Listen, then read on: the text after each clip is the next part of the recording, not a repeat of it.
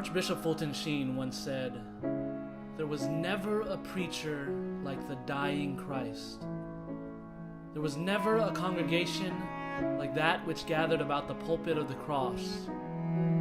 There was never a sermon like the 7 last words."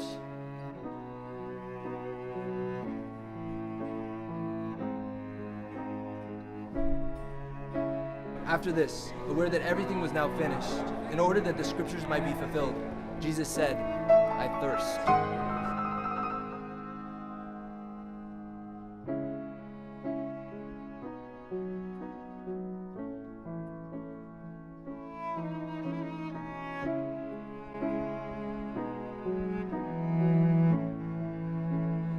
Jesus said, "I thirst." I thirst. These words of Jesus, unlike all the other last words of Jesus, focus in a certain sense on his humanity. In the pain and the struggle that he's going through, he focuses on his thirst. Yes, he's hungry. Yes, he's in pain, but he focuses on his thirst. It's interesting today in our world, so many people are thirsty. What are they thirsting for? What are they desiring in life? They're desiring to go to a good university, to get a good job, to find something that fulfills them, to find the right person in their life to fulfill them, to find the right place to go to med school, They're searching for all these different things, but are they really being satisfied by them? For me, myself, in my own vocation, striving for what would make me happy, thirsting to be fulfilled, I found that none of these things satisfied me. And it was only when I actually had a conversion of heart that I began to realize how important God was in my life, that my thirst began to be fulfilled. We're thirsting. And there's a great story in the gospel, the Samaritan woman who goes to the well and she is thirsty. And we know how thirsty she is because she's gone through 5 men and she's with a 6th man now that she's not married to. And she's thirsting and she comes to the well thirsty, and Jesus says, "I will give you living water. I will give you what really satiates your thirst." We are all thirsty, and she, in a real way, is the model for that thirst of ours, that we go in all different directions, not finding what will satiate us until we encounter Jesus Christ himself. Jesus himself is what will give us what we desire, what will fulfill us. And really, the heart of these words remind us that Christ thirsts for us, and we should respond to his words. But as well, it's kind of interesting. Why does Jesus say, "I thirst"?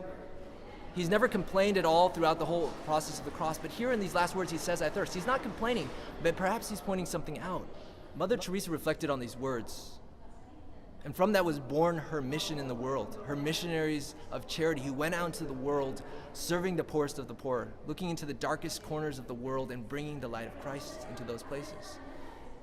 I went to a house for the Missionaries of Charity in Milan, and I spent about a month there. And I went into their chapel and I noticed right next to the crucifix those words, "I thirst." And as I began to reflect on those words, I began to realize what Mother Teresa was really trying to say with those words, and why she found them so powerful, and why they are in every chapel throughout the world, wherever there are missionaries of charity. That truly what Mother Teresa was doing was allowing herself and all her sisters to be fountains of living water as well, so that as Christ poured into their very lives, as they were satiated by the water pouring from the side of Christ, so that they became those fountains out in the world. And how powerful that was in that house where you had single women and their children who were struggling in difficult situations, but encountering the very incarnate love of Christ in those sisters was transforming for them, for the men who came to the soup kitchen, for the volunteers. So transforming that they drew so many people to that place, that they became, in a certain sense, some parishes on their own.